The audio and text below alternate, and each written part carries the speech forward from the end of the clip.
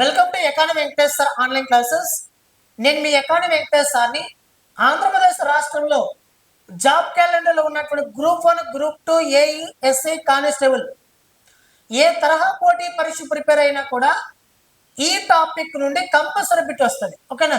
సరే, మీకు Indian economy classes కావాలనుకుంటే ఇండియన్ ఎకానమీ, ఏపీ ఎకానమీ, దాంతోపాటు జీకే, దాంతోపాటు కరెంట్ అఫైర్స్ కావాలనుకుంటే మన యాప్లో డౌన్లోడ్ చేసుకోండి. మన యాప్ పేరు వచ్చేసి ఎకానమీ వెంకటేష్ సార్. ఏదైనా డౌట్ ఉంటే నెంబర్ కాల్ చేయండి. ఓకేనా? రైట్. 9030539097కి కాల్ చేయండి. ఓకేనా? రైట్. ఇప్పుడు భారతదేశంలో ప్రణాళికల టాపిక్ను చెప్పుకునేదానికంటే ముందుగా భారతదేశంలో ఈ ప్రణాళికలను ఎందుకు తీసుకొచ్చారు, మరి ఎలా అమలు చేశారు, మరి మన భారతదేశంలో ఈ ప్రణాళికలు తీసుకురావడానికి గల కారణాలు ఏమిటి, తీసుకొచ్చిన తర్వాత దేశాన్ని ఏ విధంగా అభివృద్ధి చేశారు, ఈ ప్రణాళికల వలన భారతదేశ ఆర్థిక వ్యవస్థ ఏ విధంగా ప్రభావితమైంది, ఇవన్నీ ఒకసారి చూద్దాం. ఫస్ట్ ఆఫ్ ఆల్, ప్రణాళికలు భారతదేశం తీసుకురావడానికి మెయిన్ రీజన్ ఒకటే. 1929 ఇయర్లో 1929వ సంవత్సరంలో కొన్ని పుస్తకాల్లో 1930వ దశకం అని రాసి ఉంటాడు. తప్పలేదు. 1929వ సంవత్సరంలో ఆర్థిక మాంద్యం సంభవించింది. ప్రపంచంలో ఆర్థిక మాంద్యం సంభవించింది. ఆర్థిక మాంద్యం అంటే ఏంటంటే ఉత్పత్తి, ఉద్యోగిత పడిపోయి ప్రజల జీవన ప్రమాణం కూడా పడిపోతే దానిని ఆర్థిక మాంద్యం అని పిలుస్తాం. ఇక ఆర్థిక మాంద్యం సంభవించింది అనేసి అంటే ఆ దేశం దీన స్థితిలో ఉందని అర్థం. ఆ దేశంలో సంస్థలన్నీ కూడా కాయల పడ్డ సంస్థలుగా ఏర్పడ్డాయి అని అర్థం. ఆ దేశంలో సంస్థలన్నీ కూడా దివాలా తీసిన సంస్థలు ఏర్పడ్డాయి అని అర్థం. ఆ దేశంలో ఆర్థిక మాంద్యం సంభవించిందంటే ఆ దేశ ఆర్థిక వ్యవస్థ కుప్పకూలింది అని అర్థం. ఆ దేశంలో విపరీతంగా సంక్షోభం ఏర్పడింది అని అర్థం. మరి 1929వ సంవత్సరంలో ప్రపంచవ్యాప్తంగా ఆర్థిక మాంద్యం సంభవించి ప్రపంచ దేశ ఆర్థిక వ్యవస్థలన్నీ కూడా చిన్నాభిన్నమైపోతే, విచ్ఛిన్నమైపోతే, అలాంటి సందర్భంలో ఒక్క దేశ ఆర్థిక వ్యవస్థ మాత్రం చిన్నాభిన్నం కాలేదు. That is Russia. అదేంటంటే రష్యా ఆర్థిక వ్యవస్థ. మరి 1929 ఇయర్లో ఇన్ని దేశాల ఆర్థిక వ్యవస్థలన్నీ కూడా కుప్పగూలాయి. రష్యా దేశ ఆర్థిక వ్యవస్థ మాత్రం ఎందుకు కుప్పగూలలేదంటే ఆ సంక్షోభం ఏర్పడక ముందు ఆ దేశం అవలంబించిన ప్రణాళికలే తర్వాత సంక్షోభం వచ్చినా కూడా ఆ సంక్షోభాన్ని ఎదుర్కొనేటట్టు చేశాయి. ఆ దేశం ముందస్తుగా వాళ్ళు అమలు చేసే ప్రణాళికలు. ఇటువంటి ప్రణాళికలు మన భారతదేశానికి అవసరమని భావించిన మొట్టమొదటి జాతీయ నాయకుడు సుభాష్ చంద్రబోస్. ఎవరైనా? సుభాష్ చంద్రబోస్. ఓకేనా? రైట్. సరే, ఇప్పుడు చూద్దాం. ఫస్ట్ ప్రణాళిక అంటే ఏమిటి, ఎందుకు భారతదేశంలోకి వచ్చాయి చూసాం. ఇప్పుడు ప్రణాళిక అంటే ఏంటంటే ఏదైనా ఒక సంవత్సరాన్ని తీసుకొని ఆ సంవత్సరంలో ఏదైనా ఒక లక్ష్యం పెట్టుకొని ఆ లక్ష్యం వైపు మనం వేసేటటువంటి అడుగులని ప్రణాళిక అని పిలుస్తాం. ప్రణాళిక అంటే ప్లాన్. మనం ఒక కాలేజీలో జాయిన్ అయ్యాలన్నా, ఒక ఉద్యోగం సాధించాలన్నా, ఒకటి చంపాలన్నా, ఒకటి కొట్టాలన్నా, ఎక్కడైనా ఏమైనా దొంగలించుకొచ్చేయాలన్నా, ఏం చేయాలన్నా కూడా ముందుగా మనం ప్లాన్ వేసుకుంటాం. ఓకేనా? ప్లాన్ వేసుకున్న తర్వాతనే ఆ టార్గెట్ వైపు మనం పరిగెత్తాం. ఇప్పుడు ఈరోజు పలానా దాన్ని దొంగలించాలని అంటే ఫస్ట్ ప్లాన్ వేస్తాం, ఆ దొంగలించాలని టార్గెట్గా ఉంటాం. అలా ఒక నిర్ణీత కాలాన్ని నిర్దేశించుకొని ఆ కాలంలో ఒక టార్గెట్ పెట్టుకొని ఆ టార్గెట్ని రీచ్ అవ్వడం కోసం మనం వేసేటటువంటి అడుగులను ఏమో పిలుస్తామంటే ప్రణాళికలు పిలుస్తాం. ఉదాహరణకి మన భారతదేశంలో పంచవర్ష ప్రణాళికలు 1951లో ప్రారంభమై 56 వరకు మొదటి పంచవర్ష ప్రణాళిక ముగిసింది, జరిగింది. ఈ నిర్ణీత కాల వ్యవధిలో, నిర్ణీత కాల వ్యవధి అంటే ఇక్కడ 5 సంవత్సరాలు, ఈ నిర్ణీత కాల వ్యవధిలో మనం ఒక టార్గెట్ పెట్టుకున్నాం. ఎంత టార్గెట్ అంటే మనం ఈ ప్రణాళికలు ఎంత కొంత 3% టార్గెట్ పెట్టుకున్నాం అనుకున్నాం. ఎగ్జాంపుల్ చెప్తున్నా. ఈ ప్రణాళికలు, ఈ పంచవర్ష ప్రణాళికలో 3% టార్గెట్ పెట్టుకున్నాం. ఈ ప్రణాళికలో మనం 3% టార్గెట్ పెట్టుకున్న అంత మాత్రాన మనం గమ్మునోటి పెద్ద సాధించే అవకాశం లేదు. టార్గెట్ పెట్టుకున్నాక 3%, ఆ నిర్ణీత కాల వ్యవధిలో మనం పెట్టుకున్నటువంటి టార్గెట్ని రీచ్ అవ్వడం కోసం మనం వేసే అడుగుల్ని ప్రణాళిక అని పిలుస్తాం. ఓకేనా, రైట్ సార్, ఇది గుర్తుపెట్టుకోండి. అయితే స్వతంత్రం రాకపూర్వం, భారతదేశానికి స్వాతంత్రం రాకపూర్వం భారతదేశ ప్రణాళిక అవసరమని భావించిన కొంతమంది వ్యక్తులు ఉన్నారు. 1934లో 1934లో 1934లో planned economy for India, planned economy for India అనే ఒక గ్రంథాన్ని మోక్షగుండం విశ్వేశ్వరయ్య రచించాడు. ఎవరైనా?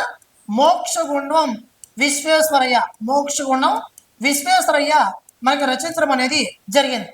ఈ రచనలో ఏం చెప్పారంటే భారతదేశ ఆర్థిక అభివృద్ధి కోసం, భారతదేశ ఆర్థిక అభివృద్ధి కోసం ప్రత్యేకమైన 10 సంవత్సరాల ప్రణాళికను రూపొందించినటువంటి మొట్టమొదటి వ్యక్తి ఎవరున్నారంటే మోక్షగుండం విశ్వేశ్వరయ్య. మన భారతదేశంలో ప్రణాళికలను తీసుకురావడానికి ప్రథమమైనటువంటి సూత్రంగా దీన్ని మనం చెప్పచ్చు. ఓకేనా, 10 సంవత్సరాల కాలానికి గాను ఒక ప్రణాళికను రూపొందించడం అనేది జరిగింది. అది ఏ రచన కారణంగా? ప్లానెడ్ ఎకానమీ ఫర్ ఇండియా అనే గ్రంథంలో బాగా రచించడం అనేది జరిగింది. తర్వాత 1938లో నేషనల్ ప్లానింగ్ కమిటీ అనే దాన్ని జవహర్లాల్ నెహ్రూ అధ్యక్షతన ఏర్పాటు చేశారు. ఈ కమిటీ కూడా మన భారతదేశానికి ప్రణాళికల అవసరం అని చెప్పి భావించింది. తర్వాత భారతదేశానికి ప్రణాళికల అవసరమని భావించిన మొట్టమొదటి జాతీయ నాయకుడు ఎవరు అనేసి అంటే సుభాష్ చంద్రబోస్. ఓకేనే, ఇవన్నీ చూసాం. తర్వాత 1943లో బాంబే ప్రణాళికను తీసుకురావడం అనేది జరిగింది. Bombay plan, Gandhi plan, Sarvodaya plan, people's plan, ఇటువంటివన్నీ తీసుకొచ్చి తర్వాత మన భారతదేశంలో ప్లాన్స్ తీసుకోవడం అనేది జరిగింది. ఓకేనా, ఇక్కడ స్వతంత్రానికి పూర్వం తీసుకొచ్చినటువంటి ప్రణాళికలో బాంబే ప్రణాళిక 1943, తర్వాత గాంధీ ప్రణాళిక వచ్చింది, తర్వాత పీపుల్స్ ప్లానింగ్ వచ్చింది, పీపుల్స్ ప్రణాళిక అంటే ప్రజా ప్రణాళిక వచ్చింది, మళ్ళీ high level advisory planning board ఒకటి వచ్చింది. తర్వాత 1950 19లో స్వాతంత్రానికి తర్వాత భారతదేశానికి ప్రణాళిక అవసరం అని చెప్పి ప్రణాళికలు భారతదేశం అవసరం అని చెప్పి స్వతంత్రం తర్వాత రూపొందించిన ప్రణాళిక ఏదైనా ఉందంటే సర్వోదయ ప్రణాళిక, సర్వోదయ ప్రణాళిక అనే దాన్ని రూపొందించడం అనేది జరిగింది. ఓకేనా, గుర్తుపెట్టుకోండి. అయితే మన భారతదేశంలో 3 సార్లు ఆటంకాలు జరిగాయి. ఏం ఆటంకాలు జరిగాయంటే 1951లో 1951లో మన భారతదేశంలో పంచవర్ష ప్రణాళికలు ప్రారంభమైతే 12 పంచవర్ష ప్రణాళికలు మన భారతదేశంలో వేశారు, నడిచాయి.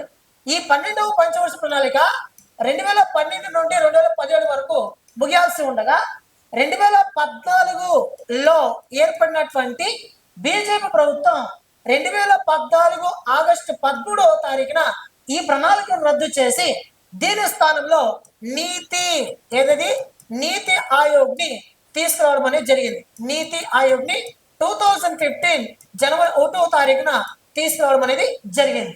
ఓకేనా, ఈ పక్కన పెట్టండి. 1951లో మన భారతదేశం మొదటి పంచవర్ష ప్రణాళిక ప్రారంభమైంది. తర్వాత ఇక్కడ వరుస క్రమం చూద్దాం ఒకసారి. ఓకేనా, ఒకసారి వరుస క్రమం చూద్దాం. మొదటి పంచవర్ష ప్రణాళిక 1951 నుంచి 56 వరకు ప్రారంభమైంది. రెండవ పంచవర్ష ప్రణాళిక 1956 నుంచి 61 వరకు కొనసాగింది. మూడవ పంచవర్ష ప్రణాళిక 1961 నుంచి 66 వరకు కొనసాగింది. మళ్ళీ 1966 నుంచి 69 వరకు ప్లాన్ హాలిడే ఏర్పడింది. ఈ ప్లాన్ హాలిడేలను మనం ఏం పిలుస్తామంటే వార్షిక ప్రణాళికలు అని పిలుస్తాం. వార్షిక ప్రణాళికలు పిలుస్తాం. మరి 3 పంచవర్ష ప్రణాళికలు ప్రవేశపెట్టి 4వ పంచవర్ష ప్రణాళిక ప్రవేశపెట్టకపోవడానికి గల కారణం ఒకటి ఉంది. ఏమరా అంటే 1962లో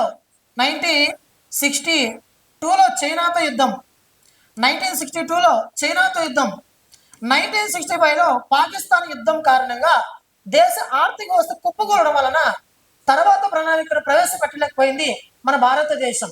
తర్వాత 4వ పంచవర్ష ప్రణాళికని 1969 నుంచి 74 వరకు ప్రవేశపెట్టింది. మరి 5వ పంచవర్ష ప్రణాళిక 1974 నుంచి 79 వరకు ముగియాల్సి ఉంటే 78లోనే 5వ పంచవర్ష ప్రణాళిక రద్దయింది. కారణం ఏంటంటే భారతదేశంలో మొట్టమొదటి కాంగ్రెస్ ఏతర ప్రభుత్వం ఏర్పాటైంది. అదే జనతా ప్రభుత్వం. సీనియర్ నాయకుడు అయినటువంటి మొరార్జీ దేశాయ్ గారు ప్రధానమంత్రి అయ్యాడు. కాబట్టి 1988-80 మధ్య నిరంతర ప్రణాళిక కొనసాగింది. ఏ ప్రణాళిక అది? నిరంతర ప్రణాళిక కొనసాగింది. నిరంతర ప్రణాళిక అని ఏంటంటే గత సంవత్సరాన్ని మరిచిపోయి నెక్స్ట్ ఇయర్ తో పాటు ప్రణాళిక కొనసాగించేదాన్ని నిరంతర ప్రణాళిక చేస్తాం. నిరంతర ప్రణాళిక అంటే నిరంతరం కొనసాగుతూనే ఉంటుంది. దానిని నిరంతర ప్రణాళిక అని పిలుస్తాం. ఉదాహరణకి 2025-26 ఉంది. ఈ సంవత్సరం ముగియంగానే 2026-2027 వస్తుంది. ఓకేనా? గడిచిన సంవత్సరాన్ని మరిచిపోయి రానున్నటువంటి సంవత్సరానికి ప్రణాళికను కంటిన్యూ చేస్తూ పోతే దాన్ని నిరంతర ప్రణాళిక పిలుస్తాం. తర్వాత 2027-28 అంటే ఈ ప్రణాళిక మర్చిపోవాలి, మళ్ళీ దీన్ని ప్రవేశపెట్టడం అనేది కంటిన్యూ అవుతూనే ఉంటుంది. మనం ప్రవేశపెట్టకపోయినా కంటిన్యూ అవుతూనే ఉంటుంది. దాన్ని ఏమని పిలుస్తామంటే నిరంతర ప్రణాళిక అని పిలుస్తాం. అయితే ఒక చిన్న అంశం ఉంది ఇక్కడ. 1978-80లో 1978-80లో గాంధీ ప్రణాళికను అనుసరించారు.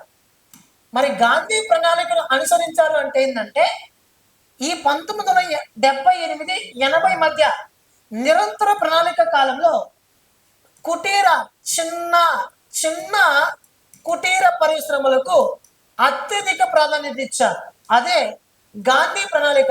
గుర్తుపెట్టుకోండి, చిన్న కుటీర పరిశ్రమలకు అత్యధిక ప్రాధాన్యత ఇచ్చినటువంటి ప్రణాళిక ఏంటంటే నిరంతర ప్రణాళిక. నిరంతర ప్రణాళికలో ఎవరి యొక్క ప్రణాళికను అమలు చేశారంటే, ఎవరి యొక్క వ్యూహాలను అమలు చేశారంటే గాంధీ యొక్క వ్యూహాలను అమలు చేయడం అనేది జరిగింది. మరి రెండవ పంచవర్ష ప్రణాళికను ఏమని పిలుస్తాం? పిసి మహల్నోబిస్ ప్రణాళిక అని పిలుస్తాం. ఎందుకంటే భారతదేశాన్ని ఆర్థిక అభివృద్ధి చెందాలి అంటే మౌలిక సదుపాయాలకు ఎక్కువ ప్రాధాన్యత ఇవ్వండి, పరిశ్రమలకు ఎక్కువ ప్రాధాన్యత ఇవ్వండి, పరిశ్రమ స్థాపన కొరకు ఎక్కువ ప్రాధాన్యత ఇవ్వండి, పారిశ్రామికీకరణ వైపు దేశాన్ని నడిపించేటట్టు తయారు చేయండి అని చెప్పి రెండవ పంచవర్ష ప్రణాళిక కాలంలో పిసి మహల్నోబిస్ పేర్కొనను. అప్పటి నుండి రెండవ పంచవర్ష ప్రణాళిక నుండి ఈ నిరంతర ప్రణాళిక వరకు కూడా పిసి మహల్నోబిస్ యొక్క వ్యూహాన్ని అమలు చేయడం అనేది జరిగింది. తర్వాత ఈ నిరంతర ప్రణాళిక ఈ కాలంలో గాంధీ ప్రణాళిక వ్యూహాన్ని అమలు చేయడం అనేది జరిగింది. తర్వాత ఇక చూడండి, తర్వాత 6వ పంచవర్ష ప్రణాళిక వచ్చింది. ఈ 6వ పంచవర్ష ప్రణాళిక ఎప్పటి నుంచి మిత్రమా? 1980 నుంచి 85 వరకు కొనసాగింది. మళ్ళీ 2 సంవత్సరాలు జనతా ప్రభుత్వం ఉండి మళ్ళీ ప్రభుత్వం పడిపోయి కాంగ్రెస్ ప్రభుత్వం ఏర్పడేది. ఈ కాంగ్రెస్ ప్రభుత్వం ఏర్పాటు అవ్వగానే 6వ పంచవర్ష ప్రణాళిక ప్రవేశపెట్టారు. 6వ పంచవర్ష ప్రణాళిక ప్రవేశపెట్టినప్పుడు ఈ గాంధీ ప్రణాళిక అంతంలో ముందు గాంధీ ప్రణాళిక వ్యూహాన్ని అంతకుముందు అనుసరించారు కదా. ఈ గాంధీ ప్రణాళిక వ్యూహాన్ని వదిలేసి మరలా పిసి మహల్నోబిస్ యొక్క వ్యూహాన్ని 6వ పంచవర్ష ప్రణాళిక నుండి అమలు చేశారు. అంటే గాంధీ ప్రణాళిక చిన్న కుటీర పరిశ్రమలకి అత్యధిక ప్రాధాన్యత ఇక్కడ ఇస్తే పిసి మహల్నోబిస్ చెప్పినట్టు ఎక్కువ మౌలిక సదుపాయాలకు, అవస్థాపన సదుపాయాలకు, పరిశ్రమలకు ఎక్కువ ప్రాధాన్యత మళ్ళీ ఇస్తూ వచ్చారు. ఎవరు? కాంగ్రెస్ ప్రభుత్వం. తర్వాత 7వ పంచవర్ష ప్రణాళిక 1985-90, మన 8వది 1990 సారీ మిత్రమా, ఇక్కడ మళ్ళీ ప్లాన్ ఆల్రెడీ వచ్చింది. 1990-92 ఈ కాలంలో ఎందుకు ప్లాన్ ఆల్రెడీ వచ్చింది అనేసి అంటే రాజకీయ అస్థిరత, రాజకీయ భౌగోళిక పరిస్థితులు. ఓకేనా? రాజకీయ అస్థిరత మన భారతదేశానికి అనేక మంది ప్రధానంగా మారినటువంటి కాలం ఇదే. ఈ కాలం నుండి మన భారతదేశంలో నూతన ఆర్థిక సంస్కరణ తీసుకురాబడింది అని కూడా చెప్పచ్చు మనం. ఓకేనా? మీకు అందరూ తెలిసిందే. ఓకేనా? 7వ పంచవర్ష ప్రణాళిక తర్వాత మన భారతదేశం ప్లాన్ ఆల్రెడీ వచ్చింది. ఓకేనా? 2 ప్లాన్ ఆల్రెడీ వచ్చాయి, 66-69 వరకు, 90-92 వరకు. మరి ఇదేంటి సార్ అంటే ఇది నిరంతర ప్రణాళిక గుర్తుపెట్టుకోండి. రైట్. నెక్స్ట్ 8వ పంచవర్ష ప్రణాళిక 1990 నుండి 97 వరకు. 9 వచ్చేసి 1997 నుంచి 2002 వరకు. మరి 10వది వచ్చేసి 2002 నుండి 2007 వరకు. మరి 11వది వచ్చేసి 2007 నుండి 2012 వరకు. 12వది వచ్చేసి 2012 నుండి 2017 వరకు. కానీ మధ్యలోనే రద్దయినటువంటి ప్రణాళిక 12వ పంచవర్ష ప్రణాళిక. ఓకేనా, అర్థమవుతుందే, గుర్తుపెట్టుకోండి. చాలా చాలా ఇంపార్టెంట్, మోస్ట్ ఇంపార్టెంట్, మనకి కాంపిటేటివ్ ఫీల్డ్లో చాలా ఉపయోగకరంగా ఉండేటటువంటి ప్రణాళికలు మిత్రమా. అయితే ఈ ప్రణాళికలన్నిటిలో కూడా 1, 5, 6, 7, 8 ప్రణాళికలు అనుకున్న లక్ష్యం కంటే ఎక్కువగా లక్ష్యాన్ని సాధించినటువంటి ప్రణాళికలు. వృద్ధి రేటును అనుకున్న లక్ష్యం కంటే, మనం పెట్టుకున్న టార్గెట్ కంటే ఎక్కువ వృద్ధి రేటు నమోదు చేసే ప్రణాళికలు ఏమైనా ఉంటే 1, 5, 6, 7, 8. ఓకేనా, మిగతా ఇన్ఫర్మేషన్ మనం ఒకసారి పరిశీలిస్తే చూడండి. ఇక్కడ ప్రణాళిక ఆర్థిక పరిభాష ప్రణాళిక అంటే ఒక నిర్ణీత కాల వ్యవధిలో, టైం పీరియడ్లో నిర్దేశించిన లక్ష్యాలు, అనుకున్న లక్ష్యాలను సాధించడానికి లేదా ఆర్థిక వ్యవస్థలోని కార్యకలాపాలను నిర్దేశించిన లక్ష్యాల వైపునకు ఒక క్రమంలో నడపడాన్ని ప్రణాళిక అని పిలుస్తారు, ప్లానింగ్ అని పిలుస్తారు. స్వతంత్రానికి పూర్వం ప్రణాళికల అవసరమని భావించిన మొట్టమొదటి వ్యక్తి ఎవరంటే మోక్షగుండం విశ్వేశ్వరయ్య. 1934లో ప్లాన్డ్ ఎకానమీ ఫర్ ఇండియా అనే గ్రంథాన్ని రచించి భారతదేశ ఆర్థిక అభివృద్ధి కోసం 10 సంవత్సరాల కాలాన్ని దృష్టిలో పెట్టుకొని ఈ ప్రణాళికను రూపొందించడం అనేది జరిగింది. ఇది భారతదేశ ఆర్థిక ప్రణాళికకు మొదటి వ్యూహంగా భావించవచ్చు. 1938లో భారత జాతీయ కాంగ్రెస్ పండిత్ జవహర్లాల్ నెహ్రూ అధ్యక్షతన జాతీయ ప్రణాళిక కమిటీ, నేషనల్ ప్లానింగ్ కమిటీని ఏర్పాటు చేసింది.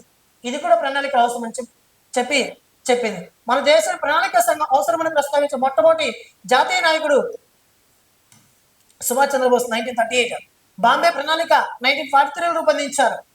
1943లో 8 మంది బాంబే పారిశ్రామికవేత్తలు ఏ ప్లాన్ ఫర్ ఎకనామిక్ డెవలప్మెంట్ అనే పేరుతో ఈ ప్రణాళిక రూపొందించారు. 44లో దీన్ని ముద్రించారు. ఈ బాంబే ప్రణాళిక ఏం చెప్పిందంటే, ఈ 8 మంది బాంబే పారిశ్రామికవేత్తలు ఏం చెప్పారంటే మౌలిక పరిశ్రమలకు ఎక్కువ ప్రాధాన్యత ఇవ్వమని చెప్పింది ఈ ప్రణాళిక. మరి గాంధీ ప్రణాళిక, మహాత్మా గాంధీ ప్రణాళిక ఆలోచనలను ప్రేరేపణగా తీసుకుని శ్రీమాన్ నారాయణ అగర్వాల్ గారు రూపొందించినటువంటి ఈ గాంధీ ప్రణాళిక ఏం చెప్పిందంటే వ్యవసాయానికి, చిన్న కుటీర పరిశ్రమలకు ఎక్కువగా ప్రాధాన్యత ఇవ్వమని చెప్పింది. ఈ గాంధీ వ్యూహాన్ని 1978-80 మధ్య నిరంతర ప్రణాళిక కాలంలో అమలు చేయడం అనేది జరిగింది. నెక్స్ట్ ప్రజా ప్రణాళిక ఇండియన్ లేబర్ ఫెడరేషన్ కు చెందిన ఎంఎన్ రాయ్ దీన్ని రూపొందించడం అనేది జరిగింది. వ్యవసాయ వినియోగ వస్తువు పరిశ్రమలకు ఎక్కువ ప్రాధాన్యత ఇవ్వమని చెప్పింది ప్రణాళిక. బాంబే ప్రణాళిక పెట్టుబడిదారీ వ్యవస్థకు ఎక్కువ ప్రాధాన్యత ఇస్తే, మరి ప్రజా ప్రణాళిక సామ్యవాద లక్షణాలతో కూడుకుని ఉంది. Next high level advisory planning board 1946 ఏర్పడిన మధ్యంతర ప్రభుత్వం ప్రణాళికను రూపొందించడం. ఇది స్థిర ప్రణాళిక సంఘానికి ఏర్పాటు చేయాలని సిఫార్సు చేసింది. నెక్స్ట్ సర్వోదయ ప్రణాళిక స్వాతంత్రం తర్వాత ప్రణాళికలకు అవసరమని చెప్పి ఏర్పాటు చేయబడిన ప్రణాళిక సర్వోదయ ప్రణాళిక 1950. ఇవన్నీ కూడా 1947 ముందే, ఇది 1950లో సర్వోదయ నాయకుడైన జయప్రకాష్ నారాయణ గారు ఈ ప్రణాళిక రూపొందించారు. అయితే ఈ ప్రణాళిక స్వతంత్ర తర్వాత దీన్ని రూపొందించడం అనేది జరిగింది. నెక్స్ట్ ప్రణాళిక సంఘము, నేషనల్ డెవలప్మెంట్ కౌన్సిల్, నీతి ఆయోగ్, ఈ 3 చాలా ఇంపార్టెంట్. ఓకేనా, చూడండి. ప్రణాళిక సంఘం ఇక 2 ఉన్నాయి మిత్రమా. ఒకటి మనకి నేషనల్ ప్లానింగ్ కమిషన్, ఇదనమాట. మళ్ళీ నేషనల్ డెవలప్మెంట్ కౌన్సిల్, తర్వాత నీతి ఆయోగ్ వచ్చింది. ఇది పక్కన పెట్టండి. ఓకేనా, ఇది పక్కన పెట్టేసాయి. ఇప్పుడు ఈ రెండింటి మధ్య డిఫరెన్స్ చూడాలి. ప్రణాళిక సంఘం ప్రణాళికలు రూపొందిస్తే దాన్ని ఆమోదించే బాధ్యత నేషనల్ డెవలప్మెంట్ కౌన్సిల్. ప్రణాళికలను రూపొందించే బాధ్యత ప్రణాళిక సంఘం కలిగి ఉంటే దాన్ని ఆమోదించేది, అమలు చేసేది national development council. National development council ఆ ప్రణాళికలను ఆమోదించకపోతే ఆ ప్రణాళికలు భారతదేశం అమలు కావు. ఓకే, చూడండి. స్వతంత్రం అనంతరం జవహర్లాల్ నెహ్రూ అధ్యక్షతన కేంద్ర కేబినెట్ తీర్మానం ద్వారా మార్చ్ 15, 1950 చాలా చాలా ఇంపార్టెంట్ ఏర్పాటైంది. రాజ్యాంగంలోని 39వ అధికారంలోని ఆదేశ సూత్రాల భాగంగా ప్రణాళిక సంఘాన్ని స్థాపించారు. ఇది ఒక స్వయం ప్రతిపత్తి కలిగి ప్రభుత్వానికి అడ్వైజరీ బాడీగా ఉంటుంది. సలహాదారునికి మాత్రమే పనిచేస్తుంది. దీనిని ఏ శాసనం ద్వారా ఏర్పాటు చేయబడలేదు. అట్లని చెప్పి భారత రాజ్యాంగం ద్వారా కూడా దీన్ని ఏర్పాటు చేయబడలేదు. కాబట్టి దీనిని extra constitutional and non statutory body అని పిలుస్తారు. దీని ప్రధాన కార్యాలయం యోజనా భవన్ న్యూఢిల్లీలో ఉంది. ప్రస్తుతం నీతి ఆయోగ్ దీన్ని కేటాయించారు ఈ భవనాన్ని. భారత ప్రధానమంత్రి ప్రణాళిక సంఘం అధ్యక్షుడిగా ఉంటారు. ప్రణాళిక సంఘానికి మొదటి అధ్యక్షుడు ప్రధాని ఎవరంటే జవహర్లాల్ నెహ్రూ. కానీ ఈ ప్రణాళిక సంఘాన్ని వాస్తవంగా అమలు చేసేది ఉపాధ్యక్షుడు. మొట్టమొదటి ఉపాధ్యక్షుడు ఎవరనేసి అంటే మనకి గుర్జాలిలాల్ నందా. ఎవరైనా మొట్టమొదటి ఉపాధ్యక్షుడు గుర్జాలిలాల్ నందా కాగా చివరి అధ్యక్షుడు శ్రీ మాంటేక్ సింగ్ అహ్లూవాలియా అనే ఒక వ్యక్తి. కీలక క్యాబినెట్ మంత్రులు దీంట్లో సభ్యులుగా ఉంటారు. ఓకేనా. దీర్ఘకాల సభ్యులుగా ఆర్థిక శాస్త్ర, పారిశ్రామిక శాస్త్ర, సాంకేతిక మరియు సాధారణ పరిపాలన వంటి వివిధ రంగాలలోని నిష్ణాతులు నియమిస్తారు. 2015 జనవరి 1 నుండి దీని స్థానంలో నీతి ఆయోగ్ అమలులోకి రావడం అనేది జరిగింది. మరిన్ని క్లాసెస్ కోసం మన యాప్ను డౌన్లోడ్ చేసుకోండి. Economy Venkateswara classes. అసలు జాతీయ ఆదాయము, ద్రవ్యము, ద్రవ్యోల్బణము, ప్రభుత్వ విత్తము ఇవన్నీ ఒకసారి చూడండి. ఎంత బాగా చెప్పానంటే మన యాప్లో అంత బాగా చెప్పాను. Okay. Indian economy, AP economy కంప్లీట్గా సిలబస్ సపోర్ట్ చేస్తాను. ఎవరు భయపడాల్సిన అవసరం లేదు. థ్యాంక్ యూ మాత్రం. Thank you so much. Next class మళ్ళీ కలుసుకుందాం. మీకు ఏ టాపిక్ కావాలో ఆ టాపిక్ కామెంట్ బాక్స్లో కామెంట్ చేయండి. ఓకేనా. Thank you.